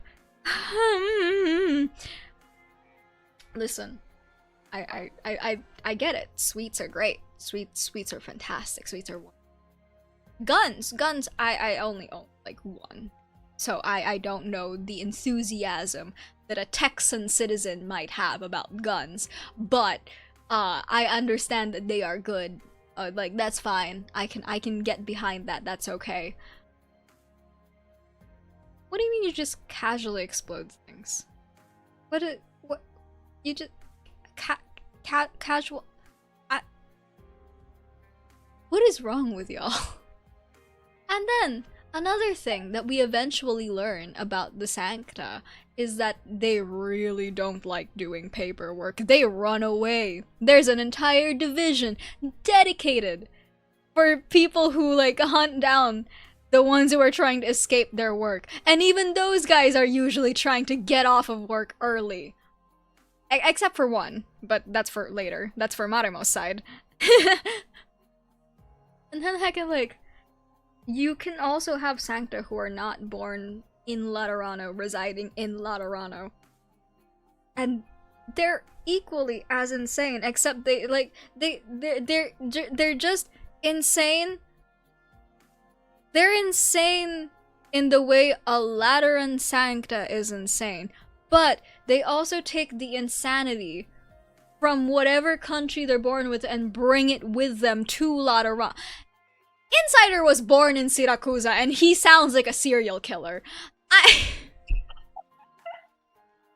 He sounds like a serial killer only in English. That's a very important. Like, he says some of the nicest things in a way that would make you think he's hunting you down a dark hallway with only one street light. He's like, "Doctor, would you like to have some of these donuts I made for our get-together later?" "Oh, what do you mean there's too much sugar?" And you think, are you trying to assassinate me with diabetes or something? Why would you put so much sugar in donuts? "Oh, but I love sugar, that's normal." Like, what? I think the best way to describe how concerning Insider is, specifically in English, I had my friend listen to some of his voices, his lines, and her immediate response was, "Oh, he's going to kill me." Yeah. Again, for those who don't know what we're talking about, just do me a favor, search up Insider Arknights English voice. That'll explain everything, I promise you. It'll... The next time we do this, we need to have a soundboard with like bites from operator voice lines. I mean, I could pull it up right now, technically. I could. Hold on. I gotta pull up Laterano first. Even the way his voice curls when he says doctor, it sounds like a threat. Doctor? Like... Wait, hold on. Give me a second. Which is the best? Okay, his idle line, I think his idle line should be good enough, right? His idle line is, "Oh, doctor, you were napping? Haha, what nap?" Like... Either his idle line or assigned as a leader line. That one's also really good. Okay. "Oh, doctor, you're awake." Victory line is also good. "Please don't tell Dr. Countsit and Amia you were napping at work." "What napping?" I just played the idle line for chat and I'm like, even his laugh is suspicious. "Oh, what napping? What is wrong with you?" Biggest laugh I've ever heard in my life. Where's the bit where he's like, "I'm better with like fists" or something like that? Yeah, that's his victory line. Oh, no, I found it. It says in battle 1, "I'm actually better at wrestling than shooting. Makes the cleanup easier." What cleanup?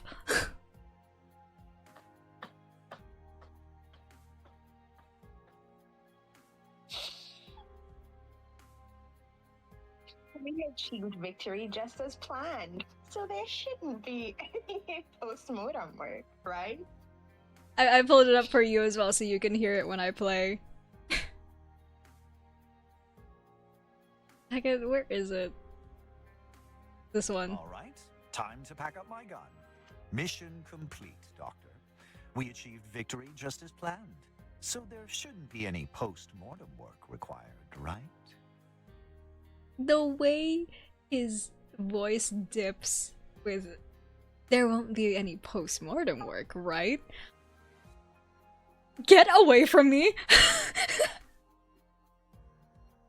Back off right now! What Laterano operators ritualistically say insane things.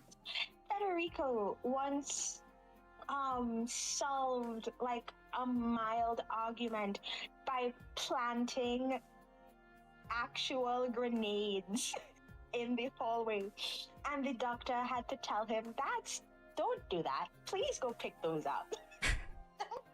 Wait, where is that? Hold on, hold on. Oh, is that in one of his files? I don't think that's a line. I think that's in one of his files. Give me a second. Huh? What is this line? Wait, I'm gonna play one of Federico's lines. Hold on. There are Oh many God, which one Sanctum is it? Rhodes Island who also use a gun. They will not fire at one another in the face of the law. But I am different. If necessary, I will not hesitate to fire upon my freighters. Of course, there is hardly a need for that, because my fists are sufficient to deal with most of them. My fists? When did Federico throw down? Of course he throws down. Are you kidding me? Ginger, your boy... he doesn't terrify me, but I'm like staring at him, mildly concerned. Every single one of my boys are masters in their classes, okay?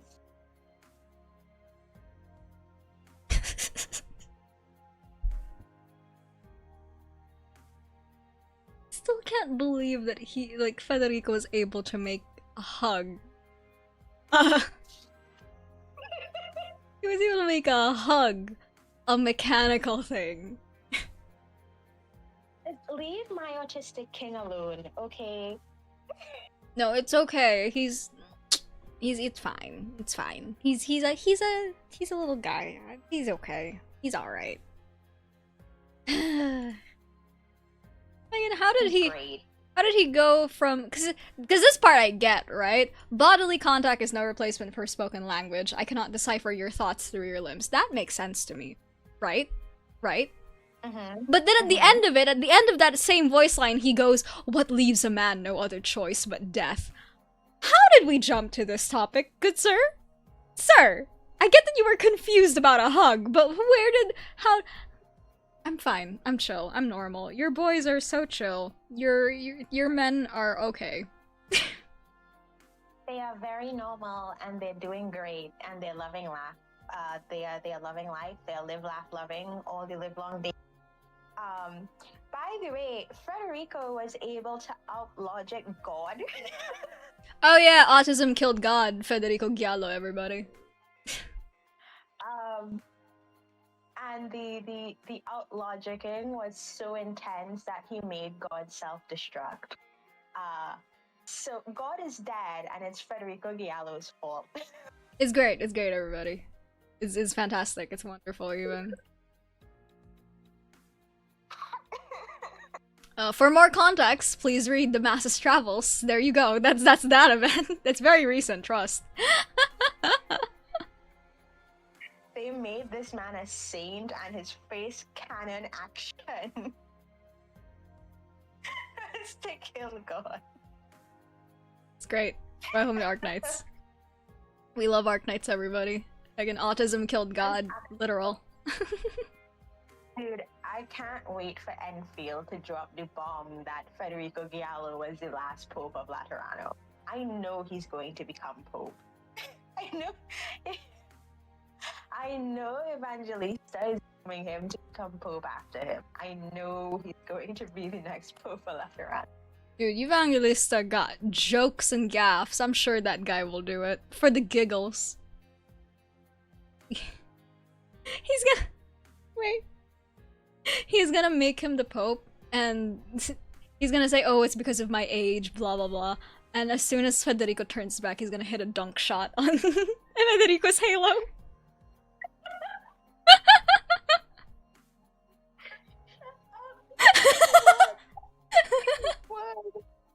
That's so upsetting. Oh, that's so accurate. I could vividly imagine it.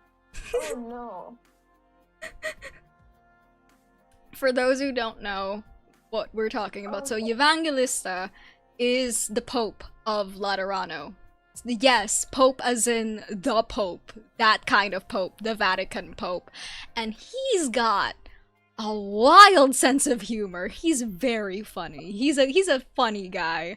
Very interesting, very funny guy. What did he initially say? He initially said something about Federico's halo. The thing, like... Yeah, Fede has a device on his halo. He has a device of unknown purpose. We just know that it was put on his halo when he was young.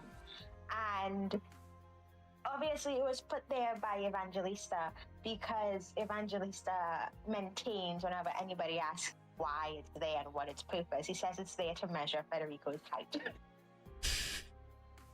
Ah, yes. The height measurement.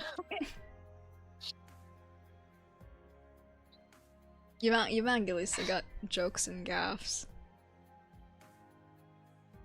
Scrolling through this list of operators, speaking of jokes and gaffs. Hello, Demetri Sertaldo. Oh, we're going to Siracusa? I don't actually have a lot to say about Siracusa. Not because, like, I don't like it, right? I just... It's just a lot, to me, specifically. And... I get very distracted by the gays a lot when it comes to Siracusa. And I also have not read... I haven't read the Carnival event yet. Carnival or whatever. The second one. The second event.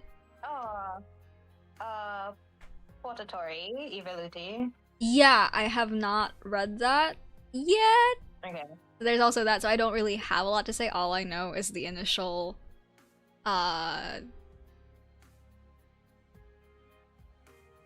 you know. I gave up, sorry. But, like, yeah, like, that's the only event I know out of, Siracusa, along with, I guess, Demetri's little... Even the stuff I know from Demetri's stuff is the scenes where he and Leon are in the same room together, and even then, that's like 95% of the entire story anyway. So that's the only reason I know. I mean, yeah, but Portatori is also really gay. The entire plot of Portatori is that Leon, a Bruce Willis-esque mission to find out who hit Leon with a car, and it ends in him becoming like the sole owner of pretty much the entire Syracusan underground in the entire Syracusan underground, because he bumps off the Saluzos and it manages to get their vineyard. That's why he's doing wine now, remember? Wait, so that meme about him putting Lapland's dad in jail for longer was legit? Yeah. Oh, that's what that was about. Okay. Yeah. And he essentially works with Lapland to put Albert away for like ever. And then he like acquires the vineyard, and he does all of that before Leon from being oh my hit by god.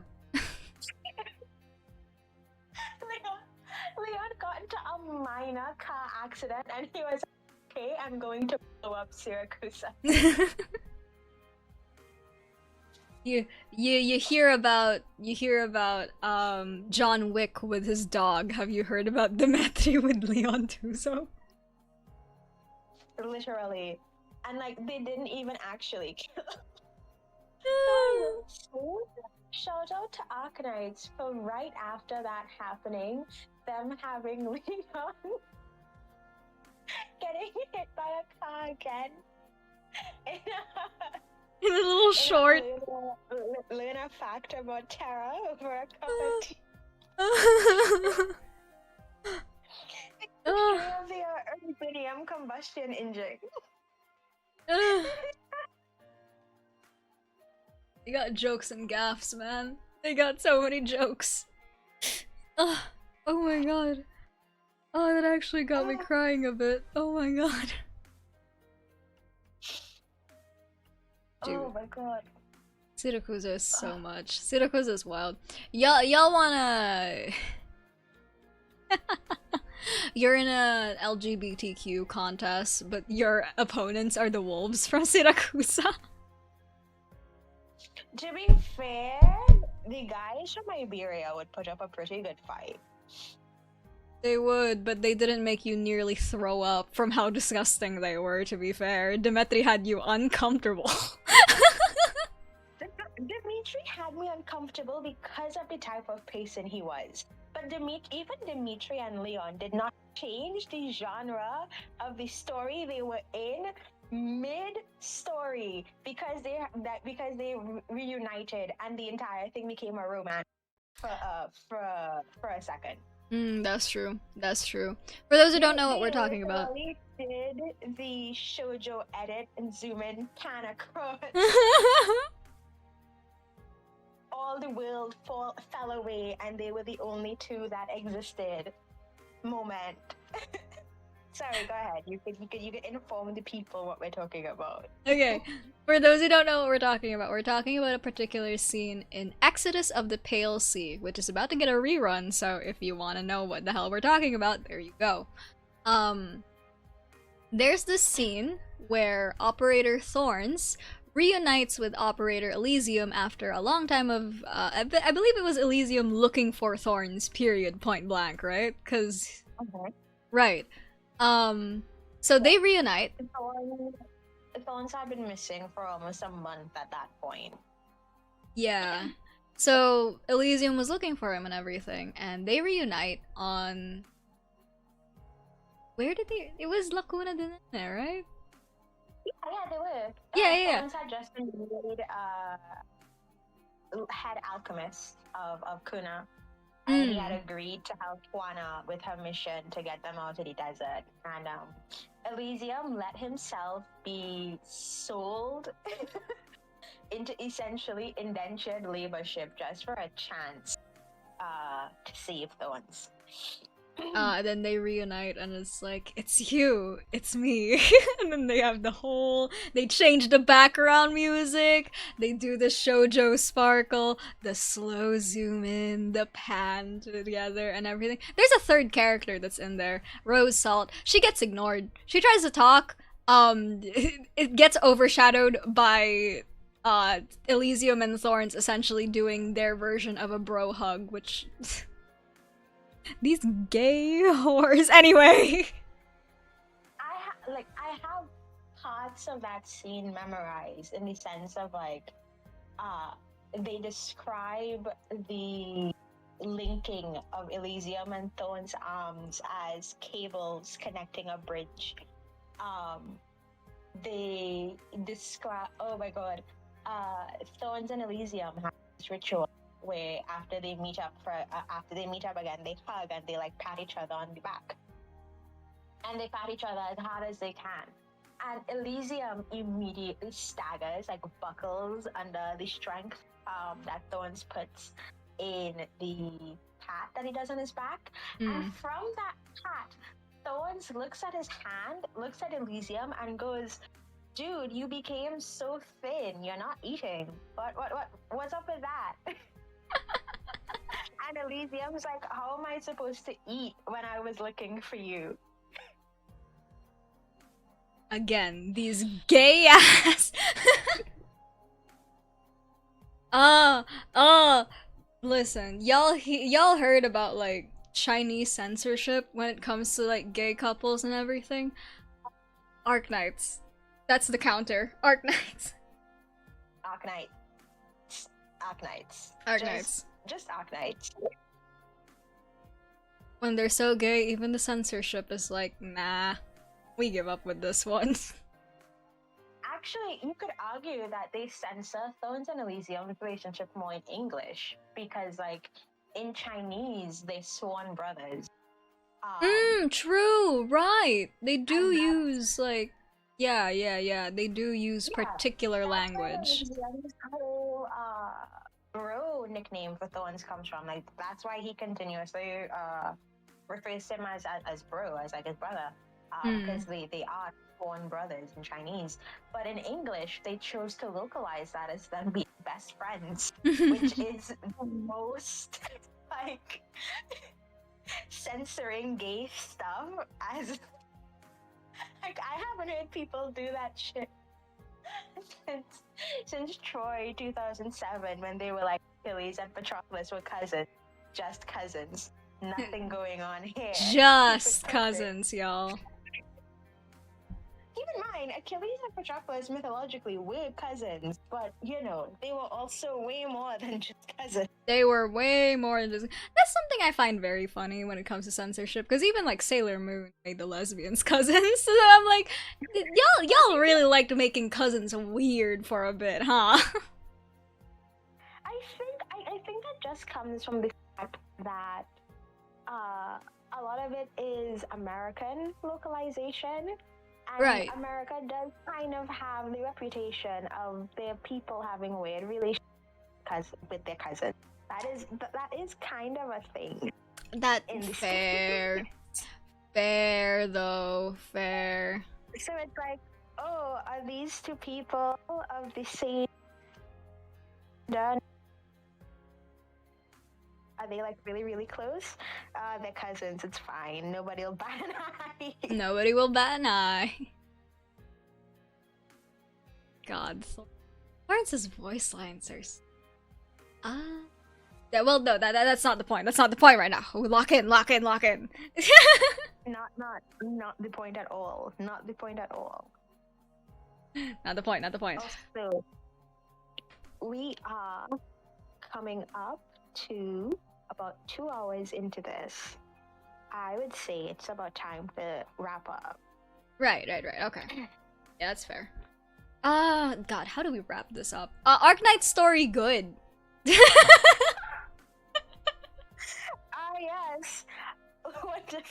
Wonderful conclusion.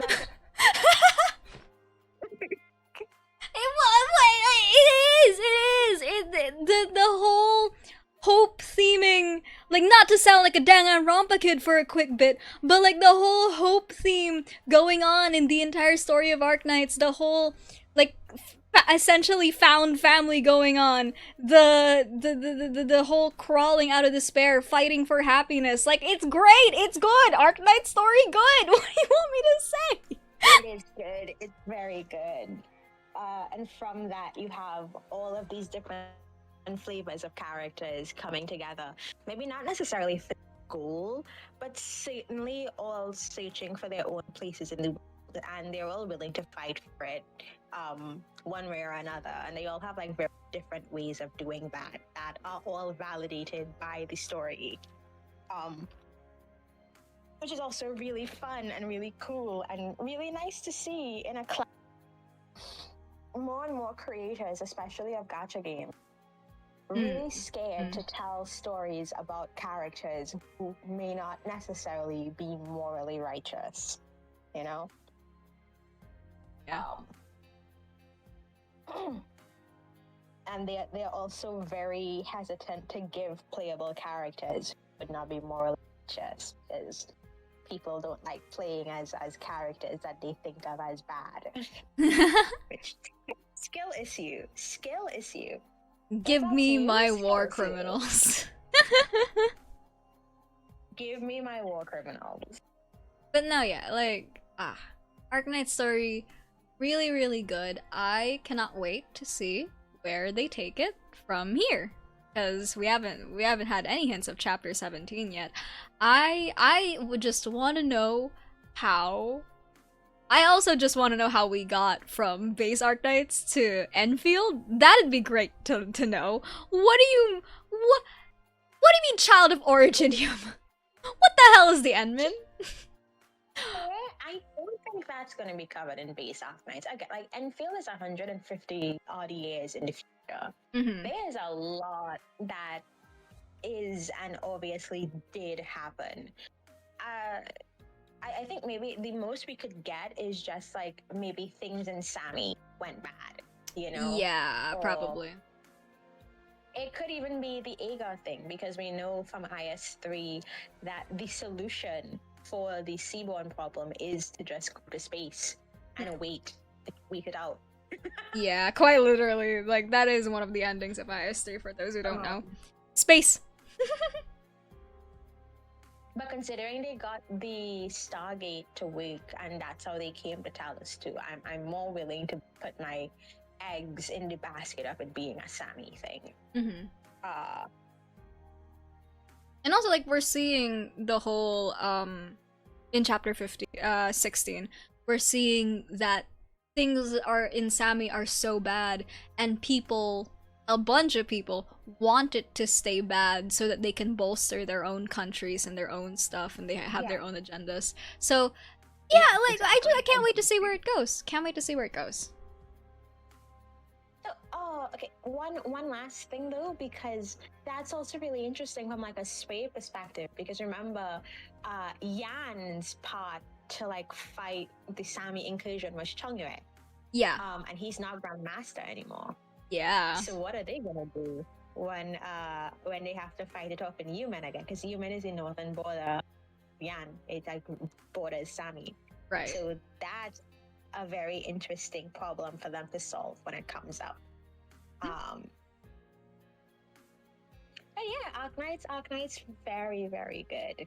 And thank you all very much for coming along with us for 2 hours. For listening us to his yap. Oh my god. Thank you all so much. This was at least entertaining. I don't necessarily know if it was informative, but I hope it's at least entertaining. Oh. If you guys didn't enjoy, I'm coming to your house in 10 minutes. I'm hunting you all down. Rapidly approaching your location. Rapidly location triangulated. I'm coming for you. Anyway, no, but yeah, thank you all so much for coming along with us. This might be a reoccurring thing, who knows? Again, we had initial plans that changed, so you never know when we'll pop up again. Teehee, heh. And thank you all so much for celebrating my birthday with me as well. So that's also a thing. Yay! Yippee! Yippee! Okay, I shall finally release you all from my clutches. Thank you to Mr. Marimo for being here, and thank you to all for being here as well. Please remember to stay safe, stay healthy, most importantly. Currently I'm the doctor, so most importantly, stay healthy, actually. Don't get rock cancer. Please don't. Please don't get oropathy. We already have enough problems. Okay, bye-bye!